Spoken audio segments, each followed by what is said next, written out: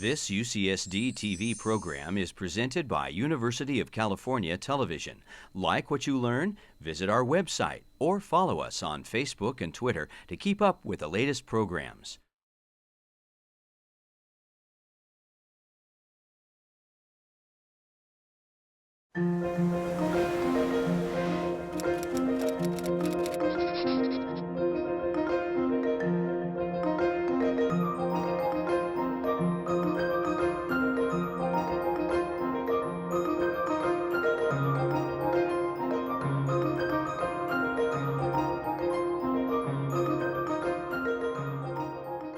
Welcome to our 19th annual Writers' Symposium by the Sea at Point Loma Nazarene University.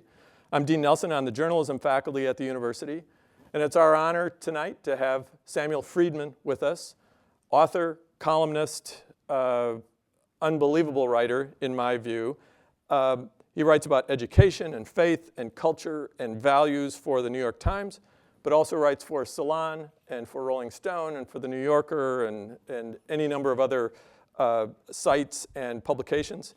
His books have been finalists for the Pulitzer Prize and the National Book Award.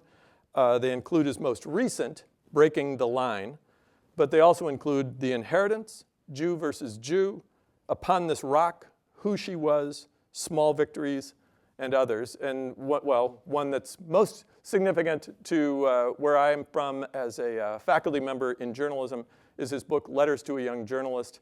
I use that in my reporting classes here at the university. It's a pleasure to have you with us, Samuel. Thanks, Drew.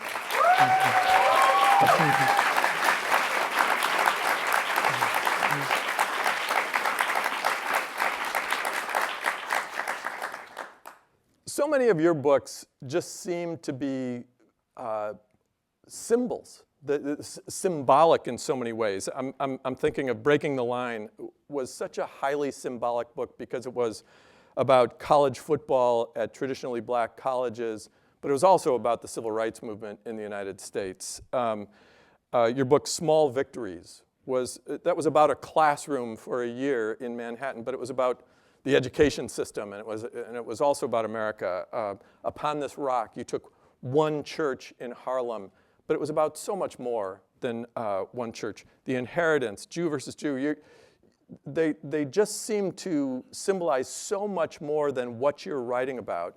So I'm just wondering, are you aware of this bigger story you're telling when you're telling these really specific stories? Well, I think for a book to work, especially a work of narrative nonfiction or contemporary history, like most of mine, you have to operate on two levels. There has to be an intimate, personal level, a human story, something that really grips a reader and also that grips a writer. And at the same time, you want it to evoke something larger so that at the end of the day, you've produced something more than the so-called slice of life. So what I've tried to strike a balance on in these books is having individuals who are particular and wholly themselves. They're not, just cartoon cutouts for a political cause or a social issue or a trend in society, and yet in some fairly natural way can represent some larger current in the society. And that also ties in with one of my other goals for these books, which has been to write about the non-famous people and to write about how important change can be made by the people who you don't normally see getting accolades and awards and being elected to high office or being on, on e-television. Breaking the Line is a good example. I'm writing about football at the black colleges in the late 1960s. And even football fans who might know some of these coaches, Eddie Robinson of Grambling, Jake Gaither of Florida A&M, or their great players like James Harris and Ken Riley, think of them as athletes, don't realize that in a very significant way, these people played a role in the civil rights movement and really leveraged their sport to help open up a more, idealistic space in this society, by desegregating it. Well, and I grew up during the civil rights movement, and yet when I was reading Breaking the Line, I just felt like I knew so much more of what was going on kind of behind the scenes as a result of reading your book, and you're just focusing on two football teams. Well, you have to drill down into the what one of my heroes in narrative nonfiction, J. Anthony Lucas, once called the stubborn particularities of life. What does that mean? Well, what it means is that you go with the individual lived experience and find the broader points there. Or to put it another way, the universal arises from the particular. So in trying to, for readers, especially younger readers, make the life of Black people under segregation vivid and palpable, not only did I need to talk about some of the general representations of it, the inability to vote or to serve on a jury, the separate water fountains and bathrooms and so on, because I was writing about athletes and coaches, I was really attuned to how did segregation, how did racism affect them. So it meant, for James Harris growing up in Monroe, Louisiana, right across a small irrigation canal from the Black neighborhood where he lived was a beautiful baseball field where American Legion and semi-pro teams played, and Black people weren't allowed on that field. And sometimes at night after the game was over, he'd go with his friends to try to scavenge a broken bat that they could retape and use for their games. Or for Jake Gaither at Florida A&M, when he was a high school football coach, he heard there was a coaching clinic at Duke University, which of course was all white at that time, and he wanted to attend it, and he knew they would never let him come as a coach, so he wrote him a letter and said, "Can I be the janitor? Could I please come and sweep the floors and clean out the toilets?" Hoping that maybe he'd overhear some lessons or see some plays diagrammed on the chalkboard, and they wouldn't even let him come as the janitor. So it's getting into the marrow of those specific lives. So even if you feel that you know something in a broad way of what segregation was like, maybe you've never experienced it through a young athlete or a young coach. No, and that's what I think is so beautiful about so many of your books. I didn't know what the experience of an urban American high school was like either, not at the gritty level until I read Small Victories, which, that's classic immersion journalism, right? You went to school at that high school every day for that school year, right? Virtually every day. This was Seward Park. Did you try to blend in like that 21 Jump Street I don't think I'm going to thing? blend in very well. To be honest, and this gets to a broader point, I've written several of my books either in the African American community or Small Victories was in a high school that's primarily Latino and Asian American. And one thing I've learned as the white guy who comes into these worlds is that the worst thing you can do is to try to pretend to be soul brother number one. You can only be yourself and you get respected for owning your own identity. So I've never, as if it would even be possible, never tried to be anything but who I am. And with the high school, I wore a coat and tie every day. I was Really, you looked like this going to... pretty much, Yeah. because I wanted the students to remember and know that I was there as a journalist. Yeah. And to mark off an important difference. And one of the things I respected about some of the teachers there is that they could be very committed to their students, transformational teachers, but part of what they also had to do was police the line that I'm not your friend. And I think sometimes gifted teachers, but less experienced teachers don't know how to set that boundary. And it's an important boundary because otherwise young people get confused.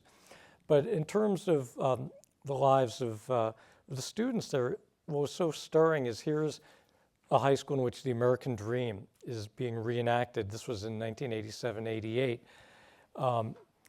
And kids whose families had just come here from India or the Dominican Republic or the People's Republic of China or every country around the globe just about had some kid at Seward are trying in that classic way to use that high school to get to college to change their lives. And I was there almost every day. I probably was there about 80-85% of the days.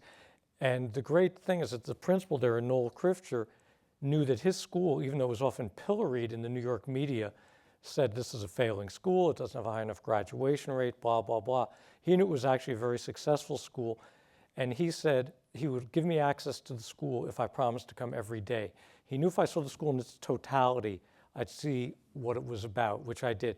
And I said to him, I can't promise to be here 100% of the days, but I'll be here at least 3/4, and that was sufficient for him, and it was sufficient for me to be incredibly moved by what I saw. Sure, but he was smart enough to realize that if you just parachuted in, wrote what you saw, left at the end of a week even, that you weren't going to get it. You can always cherry pick. And, Right. one of the things in a lot of the communities I've gone into is I found the frustration with the mainstream media because it would only come for bad news. Like Noel Crifter would talk about the fact that the newspapers, especially the tabloids in New York, would come to do a story about Seward Park High School. Who would they interview? They'd interview the kids who had actually dropped out, or just the neighborhood drug dealers who would sort of hang out on the street, and interview them about the school. The kids who went to school were inside the building. They never got interviewed. And when I went out to East New York, neighborhood of Brooklyn, where the church I wrote about in Upon This Rock was located, the pastor, Reverend Dr. Johnny Ray Youngblood, said to me, "Why do we only see you when there's a murder?" And he didn't mean me literally.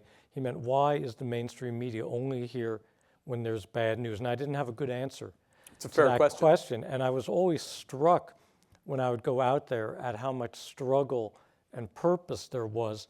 Sometimes I'd be out there for an early morning worship service on a weekday, and in the housing developments, you'd see all the lights on in so many apartments at 5:30 in the morning, people getting up and going to work. That was the story that wasn't told. Yeah, yeah. Back to Small Victories for a second. I was really struck by how you got the idea to do that book.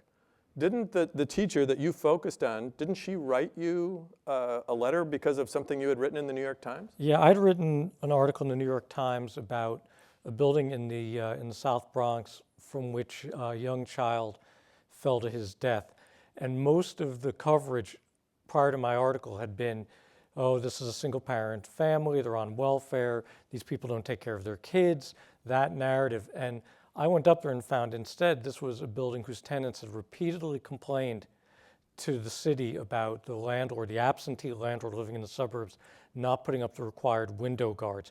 The city had tagged this building for more than 100 violations, and still this landlord was able to own the building and do nothing, and that was an important missing part of the story. And so Jessica Siegel, who's a journalism teacher at Seward Park, wrote me a letter and said, nice story, and mentioned she taught journalism. And I said, gee, thank you. And if you're ever looking for a guest speaker, I like to do that kind of thing. And when I went down to Seward Park High School, really honestly kind of expecting it to be a messed up, chaotic place, and walked into this spick and span school, very orderly, with all these beautiful photographs in the center hall of recent graduates and their diplomas, and talked to her class, and these kids were sharp and incisive and challenging, yet respectful. I thought there's a real story here, again, that is not being told. And I guess that's another thing that keeps drawing me, is what's the untold story? So after you had been in there, going to classes every day and going to teachers' meetings and stuff, when did it become clear to you what the story was? Some kind of a theme had to be kind of bubbling up at some point. Well, I think I knew, I had done a couple of months of research before the school year started. Oh, okay. And so I knew overall that the story was, here's a school that by a lot of metrics is supposed to be a failure because it has 30% of its kids graduate reading at grade level. No one mentions that only 10% of them come into the school reading at grade level. The school actually raised things a lot. Everyone talked about, oh, they have whatever it is, a 50 or 60% graduation rate. No one talks about the fact that of the kids who graduate, 90% went to college.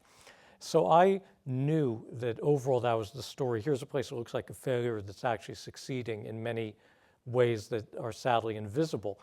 And I also knew that there was a more personal story about this very gifted teacher, Jessica Siegel, who was wrestling with the question of whether she felt like she could stay in teaching any longer. But then, especially when you're doing immersion reporting like this, who would emerge as, among the students in particular, as a key character during the year? What stories would play themselves out? That was all a complete roll of the dice. You just have to sort of be there and wait for it to happen. You called that teacher, Jessica Siegel, the St. Jude, the patron saint of lost causes. Well, I think that's a Catholic term. I just know how to steal well. Well, yeah, it's a sign of any good writer, actually. But I know Reverend Youngblood used to say, ain't nothing wrong with being a copycat, as long as you copying the right cat. That's good. I'm going to use that. Yeah. I'm going to use that. So you did something similar, though, for your book Upon This Rock, where you went to their worship services, you went to their board meetings. They let you have access to some pretty dicey stuff. I'm just stunned by the access that all of these folks give you. What is it about you that makes people say, oh yeah, I totally trust you? Well, I think in politics they call it walking around money. No, seriously. You didn't pay think, I didn't pay them. No, we shouldn't even joke about it. Absolutely not. I've never done that. I think, first of all, interestingly, both Jessica Siegel and Reverend Youngblood were cautious about me at the start, and I very much respected that. When I approached each of them and said, I'm interested in writing a book about you and your school or you and your church, it wasn't like, oh, great, I've always wanted someone to write a book about me. It was, I don't know. In fact, I remember Reverend Youngblood saying, I don't know what's going to come of this. And it was his ambivalent feelings about the mainstream media and its distortion of urban black life. And you're coming from the New York Times. You're not exactly, you don't have a good reputation. Exactly. And so there was a feeling out process. And in the case of St. Paul Community Baptist Church, what Reverend Youngblood said to me and what we agreed upon is he would give me access to himself and the church for 3 months while I worked on the proposal for the book. And then we would see if it could move forward. And at the end of the 3 months, I wrote the proposal, which partly consists of a sample chapter. And I gave it to him to read because I thought, if this is going to blow up in my face, let's find out now and I can move on to something else. And he sat there reading it as I was sweating through my clothes. You were sitting there? I was sitting there, and then, he said he really liked it. I could hear him laughing at parts. I could see him nodding at parts. And then I thought, oh, good, I'm over the hurdle. And then he said, I want to call in my folk and read it to them. And I thought, oh, no, now, there's still a veto out there. But the response was really positive, and I think I got credit for getting things right. And that allowed the trust to gradually build. And Reverend Youngblood, very much like Noel Crifter, the principal at Seward, trusted the institution that he had helped to build. And he thought, just like Noel Crifter would invite me to suspension hearings, Reverend Youngblood would invite me into very intense meetings involving church governance. In one case, a good touch, bad touch situation involving a church usher and a young girl. Let you in on that. Because he felt that I could hold it in context. I could see the church at its nitty-grittiest and contextualize that within everything it did. And also because he understood, another thing he used to say is church isn't a museum of saints, it's a hospital for sinners. So he felt like you had to see the struggle.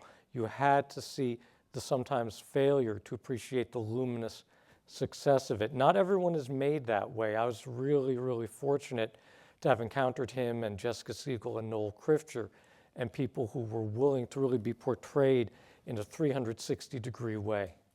Well, and both those books had some other similarities in that they both kind of looked like the school and then the church looked like these beacons of hope in areas that everybody had pretty well just written off. That's exactly right. I mean, they were beacons of hope. Seward Park sent so many kids on to college, changed so many lives, and had a superb faculty. Sometimes when I went out on tour about that book, people would say to me, trying to get a zinger, would say, well, would you send your kids to Seward Park? And I'd say, look, I don't think anyone's kid should have to go to a high school that operates at 180% of capacity and is chronically underfunded. But that was the best high school faculty I've ever seen in my life. So in that respect, who wouldn't want your kids taught by teachers like that? And so it was a beacon for that reason. And in the case of St. Paul Community Baptist Church, the neighborhood has improved immensely in the years since then. But in the late 1980s, early 1990s, when I was there, the height of the crack epidemic, the first terrible wave of the AIDS epidemic, this one neighborhood had more than 100 murders a year, just in one neighborhood.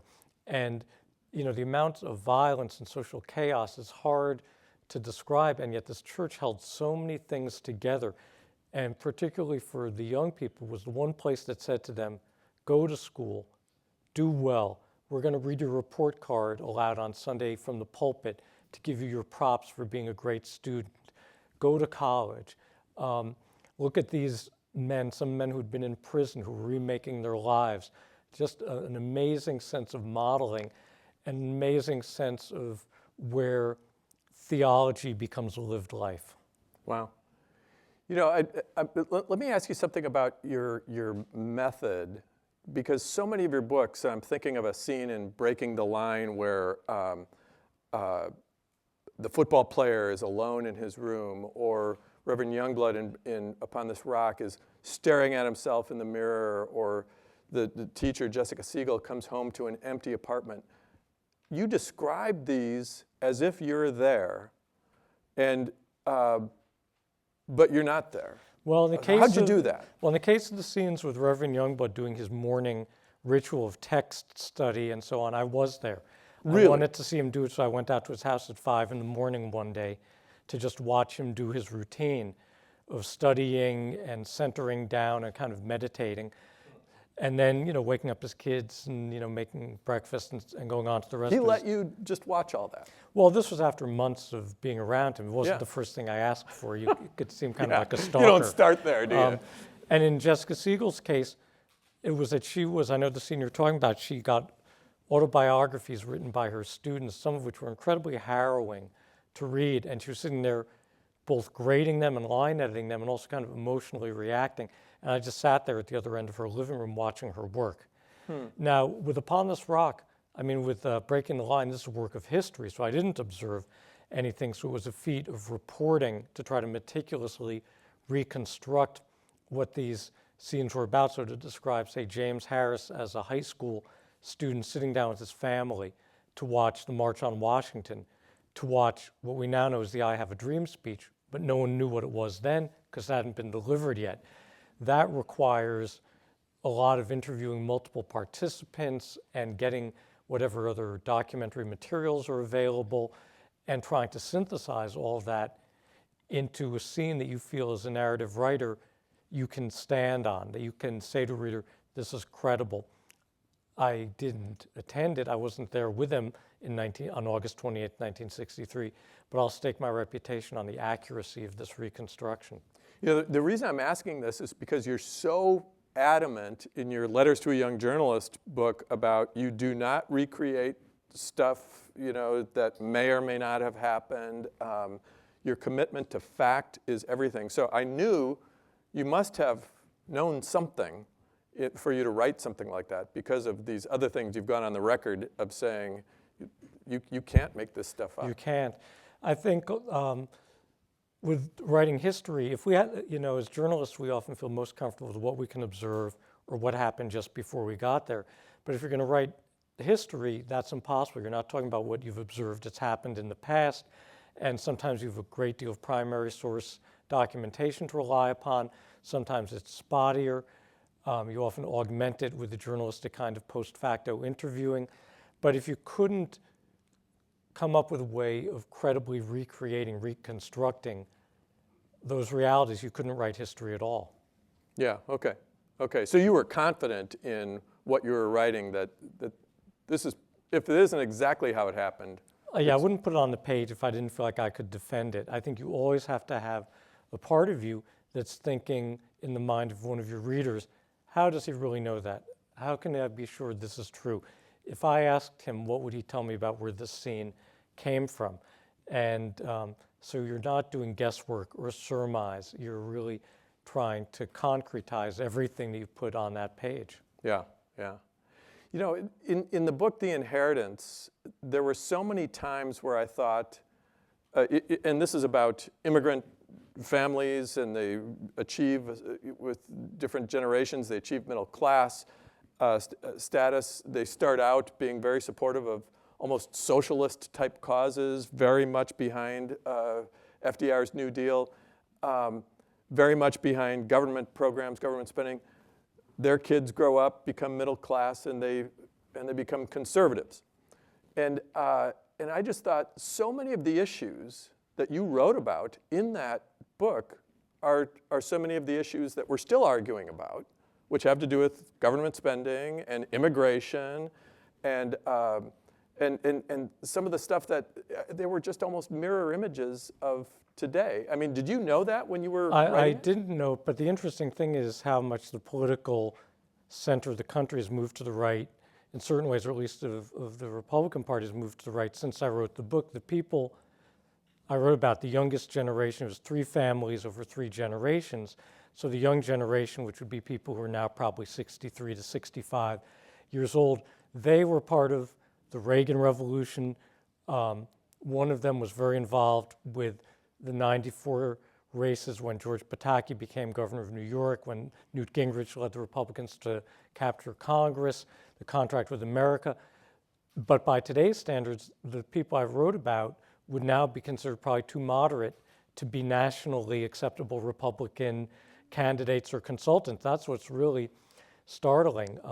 And someone who they were very devoted to, like George Pataki, would be considered not quite reliable by conservatives now because he's a strong environmental record, for instance. So it's true the issues are still out there, but what's fascinating is, how much the landscape around these young conservatives I wrote about has changed to the point where they wouldn't even be perceived these days, I think, as being sufficiently conservative by a lot of people. That's really interesting, because I was reading The Inheritance at a different level. I was reading it from a perspective of, if you were to write that book now, immigrants coming from Central America, for instance, what would be similar and what would be different? Well, that would be fascinating. I mean, I think coming from Central America, the potential for immigrants, and this was starting to happen under Ronald Reagan, and it was starting to happen under George W. Bush, is that because of a strain of social conservatism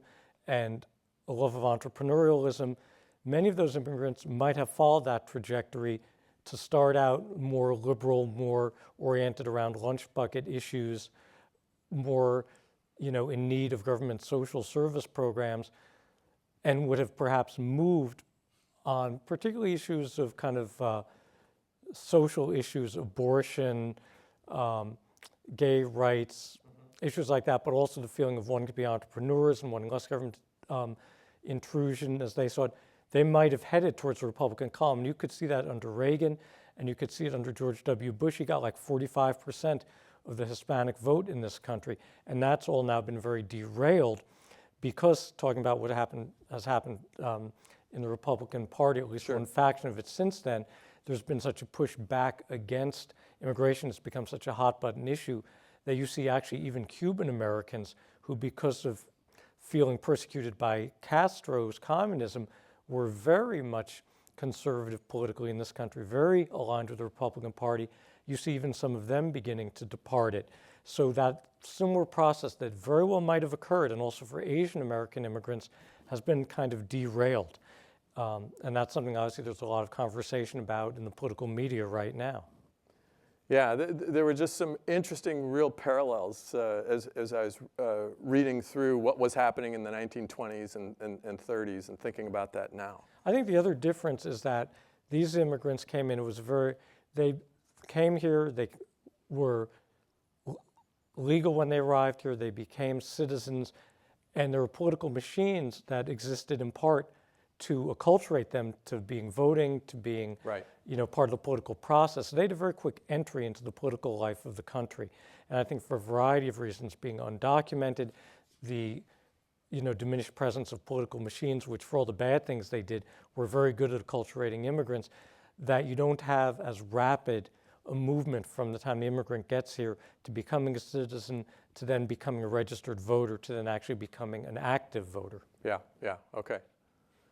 I want to talk about your book, Who She Was, a book about your mother, because you felt like you didn't know her very well. She died when you were a teenager or when you were in college.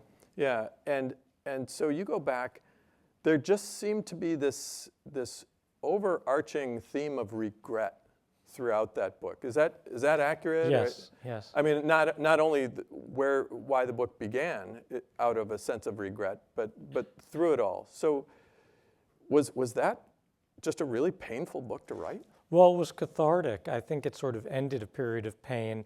I had always felt tremendous guilt about the fact that when my mother died and I was 19 and sort of in the throes of doing the normal 19-year-old thing, which is to reject her, that it sort of froze us in place at that time. And it made me feel like she had died with me rejecting her. And over many years, it made it impossible for me to bring myself to go to her grave because I think I felt so guilt-ridden about it. And I didn't know what to do over the years with all of that emotion. There's a great concept in Judaism about you call it doing Chuva. Chuva is a word for repentance. So this was my book of Chuva. It was an act of repentance to go back and find her life. So part of it was just to know her, because again, when you're 19 or a teenager, the last thing you care about with a parent is who they were before you came into their lives. All you There care were no about, one, can I right? borrow the car? How come you didn't make me my lunch today? How come Exactly. dinner isn't my favorite thing? Et cetera, et cetera. And so it was to discover this terra incognita of her life long before I was born, her formative years, age 13 when she starts high school, up to age 27, 28 when she marries my father, which is her second marriage. But the other part is I felt that in recovering her, I was fulfilling a long neglected obligation to know her and to love her in a certain way. And so the catharsis of writing that book was the end of a certain kind of regret. I felt that I could finally lay down my regret at the end and be reconciled to her. It was just such an interesting experience to read this, because I'm thinking it's in this book, it's dawning on you, which means it's dawning on me, the reader, that you're discovering that she was somebody before you were in this world. Yes. And she, who she dated, and this conflict of marrying outside of her faith. And I don't know, did it feel just a little weird writing about her as a flirtatious young lady? A lot of people ask me that. I felt that it was essential, being a journalist as well as a son, I could kind of cut my brain in half writing this book. That the journalist part was able to ask any question and hear any answer. And the son part then would ruminate over that. And I didn't find it creepy at all. I didn't say it was creepy. No. I did not. Although it kind of was. A lot of people who've read the book have asked it along those lines, maybe used the word creepy. It was an interesting experience to go back and find her ex-boyfriends and ask what it was like dating her, and ask about even how they dealt with the sexual code of the time and what a man was allowed to do with a bad girl versus what he felt he couldn't do with a good girl like my mother, and my mother straining against what the sexual code told her a good girl couldn't do. And I would actually say to people, in so many words, like I just said it to you, I can hear anything you can say.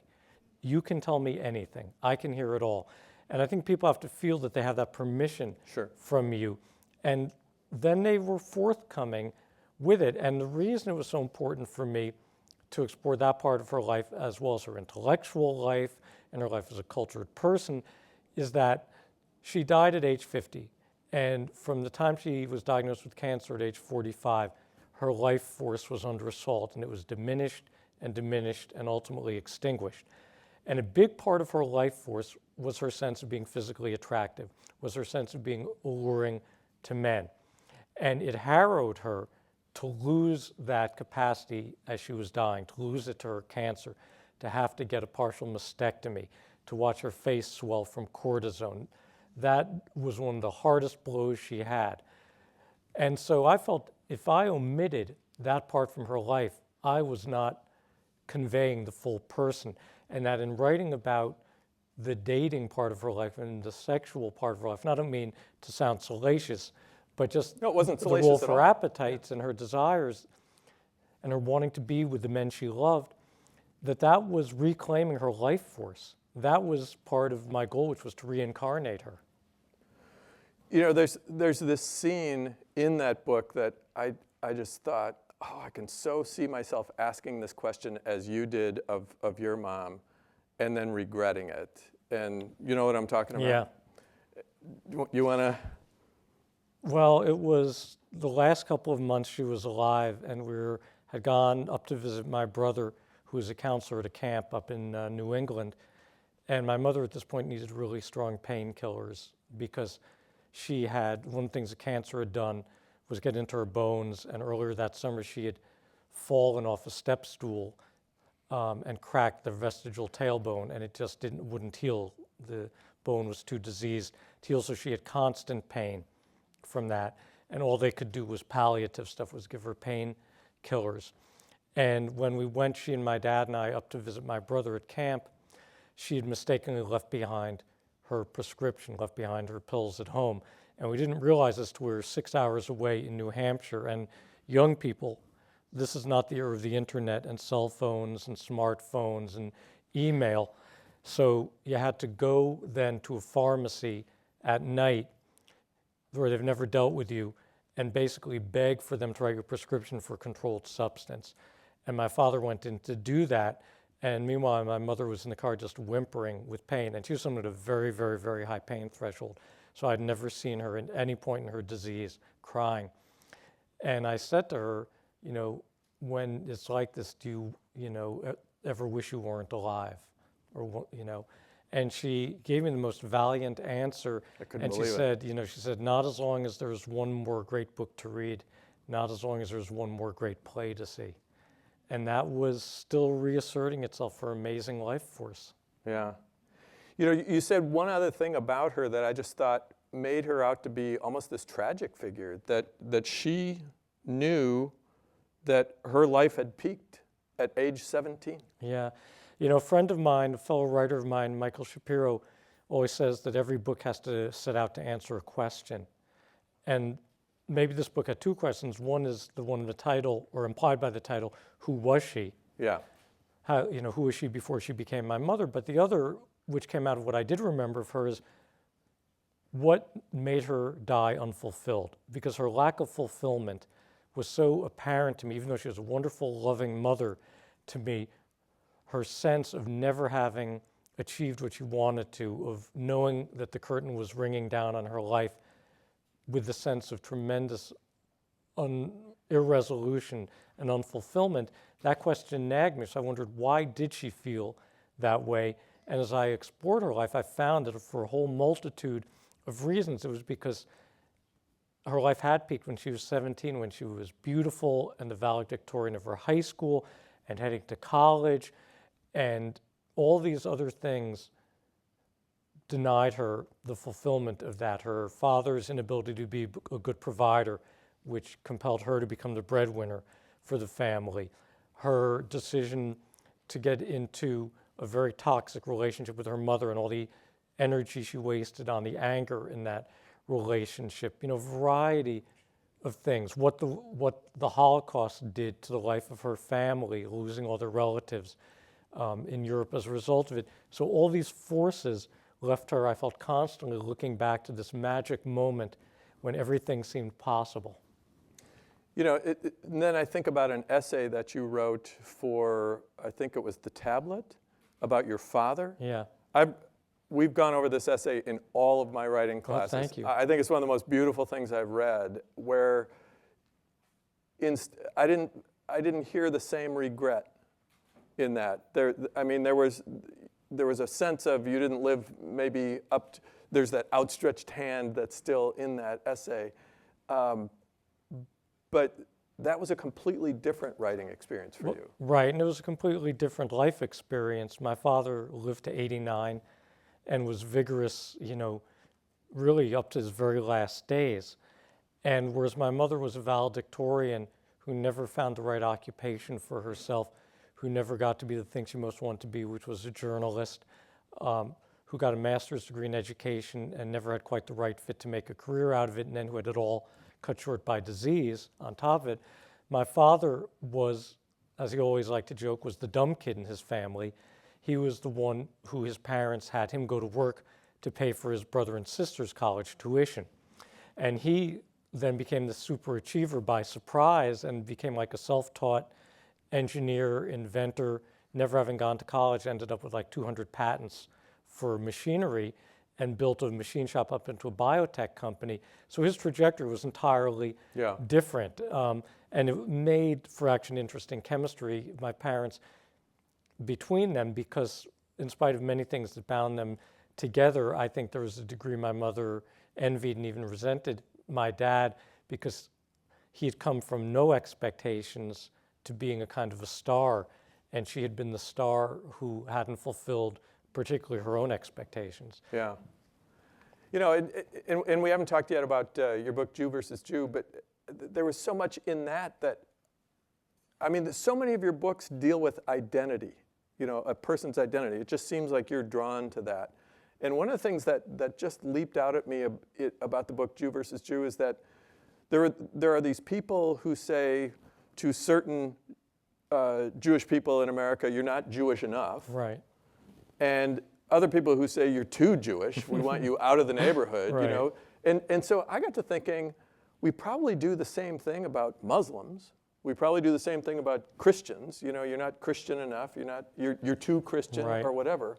So I kept seeing these other labels come in there, and so that just had to be a really interesting experience to write. Well, it was a fascinating one for me, and I think you're right that this appears in other faith streams as well, because really one of the things that I find so endlessly absorbing about writing about religion is that once you're at least no longer so young your parents can order you to go to church or synagogue or mosque or ashram, you're a free agent.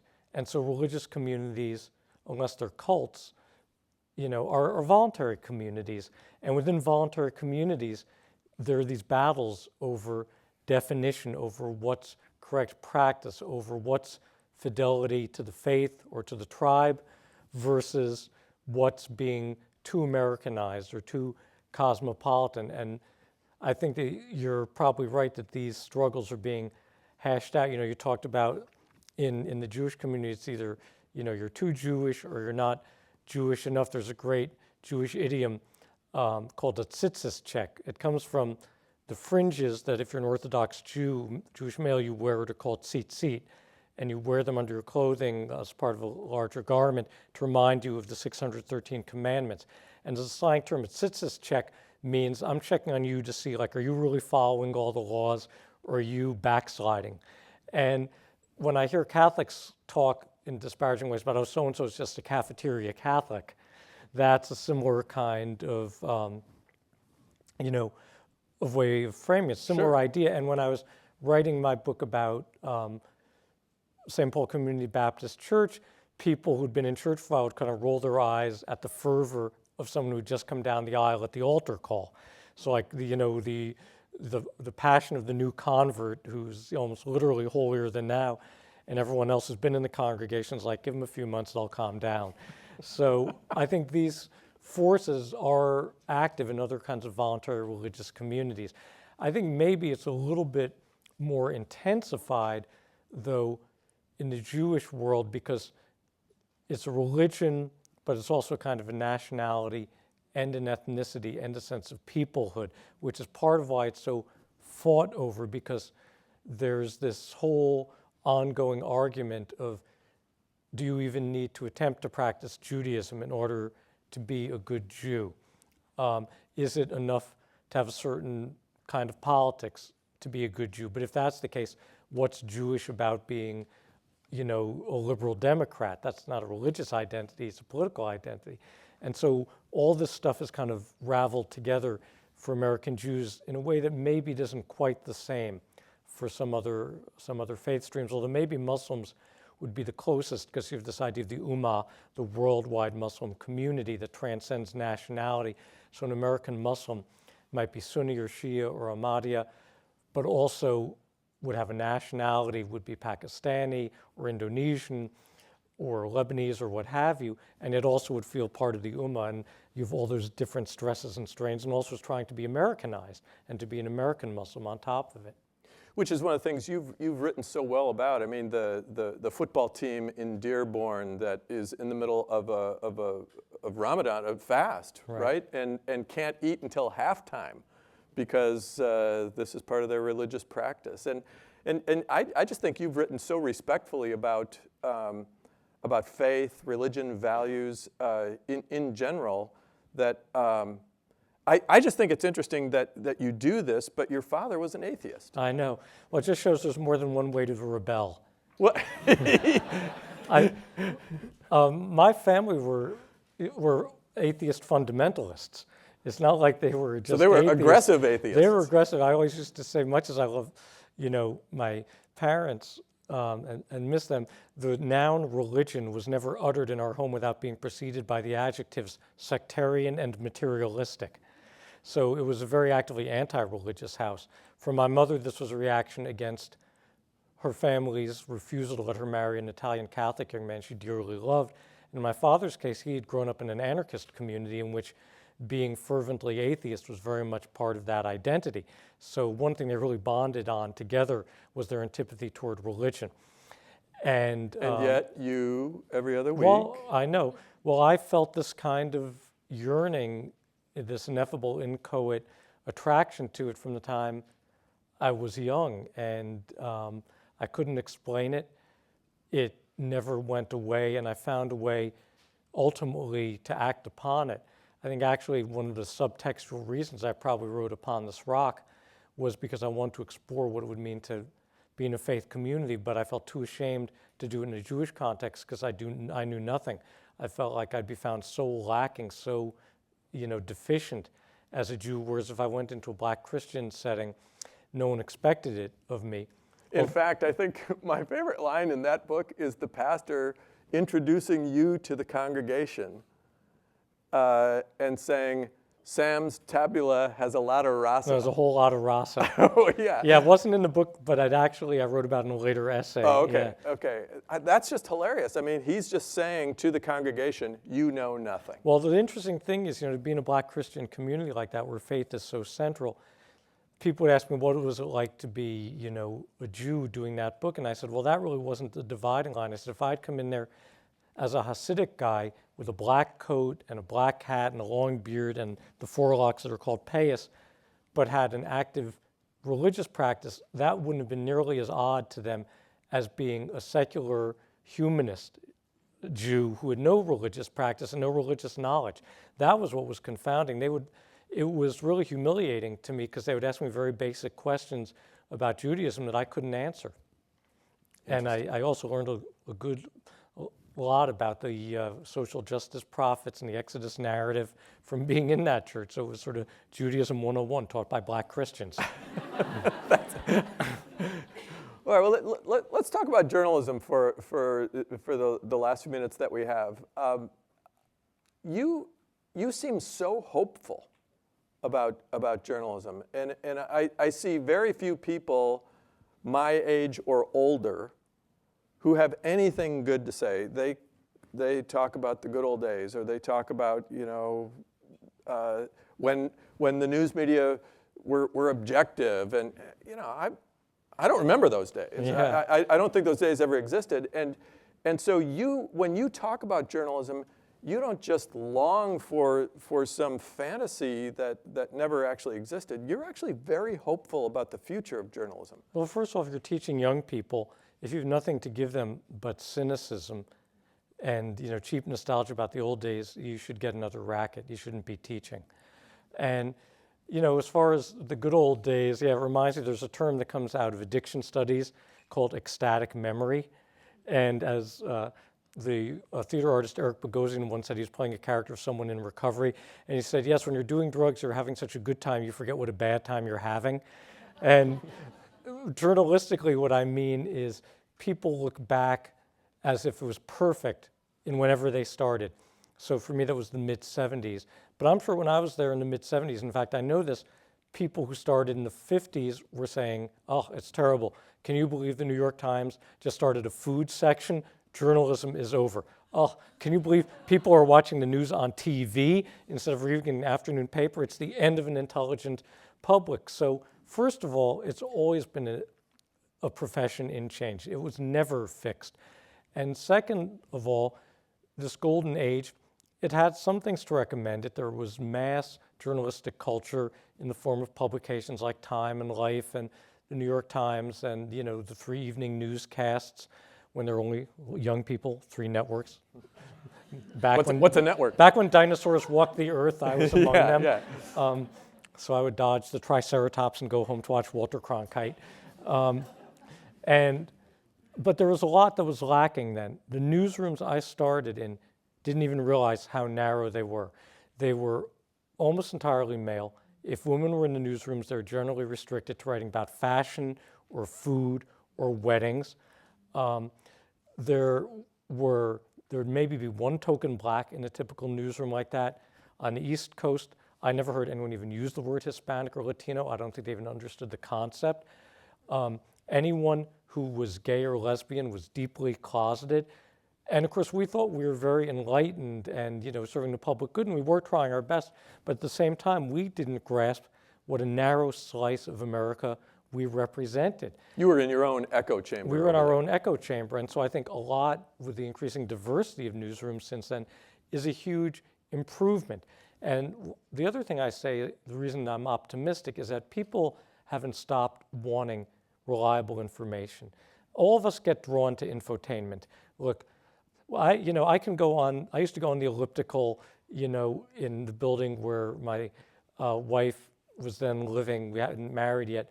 And they had whatever channel the Kardashians are on was part of their cable system. I did a lot the of time, Kardashian channel. I did a lot of time on the elliptical watching the Kardashians.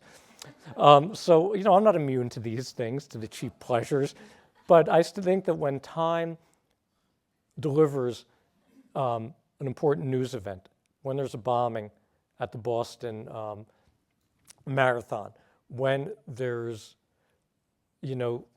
nonviolent protesters shot in the Ukraine, when there's Tiananmen Square, you name it.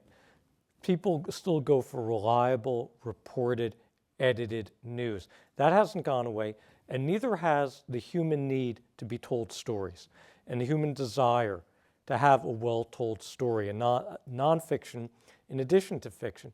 NPR is a great term for that. They call it driveway moments, that thing you're hearing on the radio as you drive in and you can't bear to turn off, so you sit in the driveway listening to the end of it. And that hasn't gone away. The only thing that's missing is a different economic model for the industry.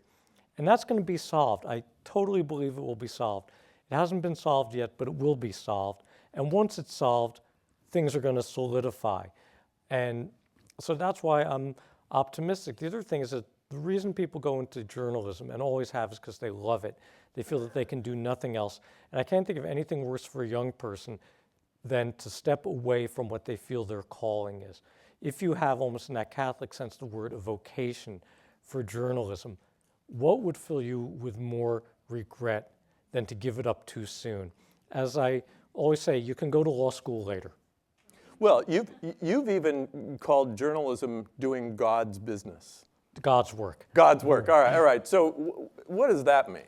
I agree with you, by the way, but I don't know what it means. Well, I just mean this is how important I think it is. I say we're doing the Lord's work. I say that to my book class all the time. What I mean is just like someone in ministry, when they say we're doing the Lord's work, they're saying that they feel like this is about something bigger than themselves, that there's a tremendous sense of almost divine accountability to what they do, and that this has got to matter, and that it represents our best human efforts to do good in the material world. And I really feel that journalism, in a secular way, should be answerable to that we're not just entertaining, we're not just diverting, we're trying to do something, if we do well, that's profound, and we ought to feel that way about it.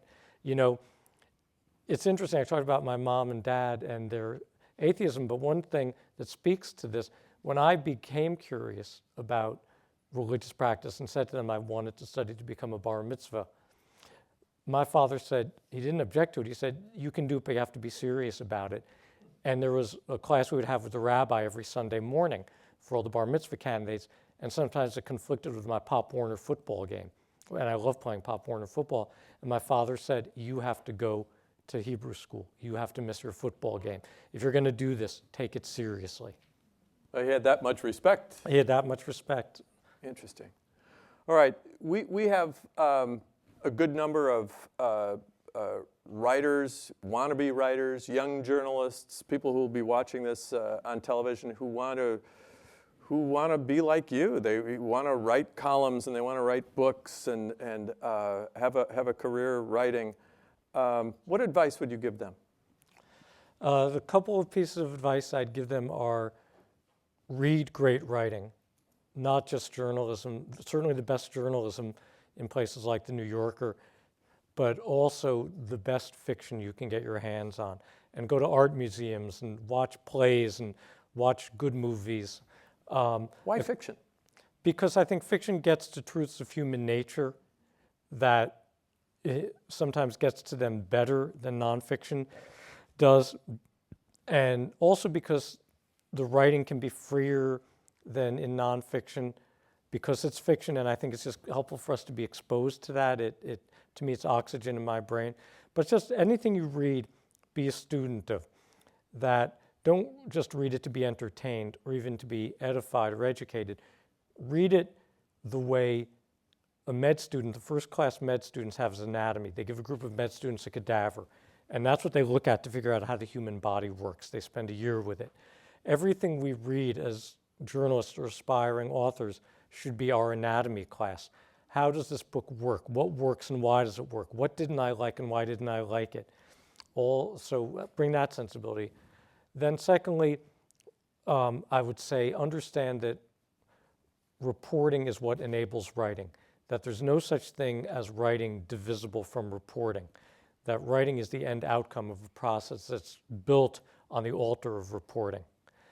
And that the last thing I would say is that this is your job and do your job, that none of us are good enough to have the affectation of saying, I don't feel inspired today. All of us need to get up and go to work every day, and that's how you get better. To me, it's almost like, why do you train in a sport? You can't turn it on and turn it off at will. If you aren't doing your reps every day, if you aren't running your miles, it's not there. I have a friend of mine from high school who's auditing the book writing class I teach at Columbia this semester. She's a world-class flautist. I mean, she travels the world. She performed a couple of months ago at the Hollywood Bowl with Herbie Hancock and Wayne Shorter. And I said to her, how many hours a day do you practice? Just things like scales. She said to my class, 2 to 3 hours. And that's what it means that when she's up there with Herbie Hancock and Wayne Shorter, she's in possession of all of her skills, and it's the same way with writers. Samuel Freedman, thank you so much for being with us tonight. Thank you.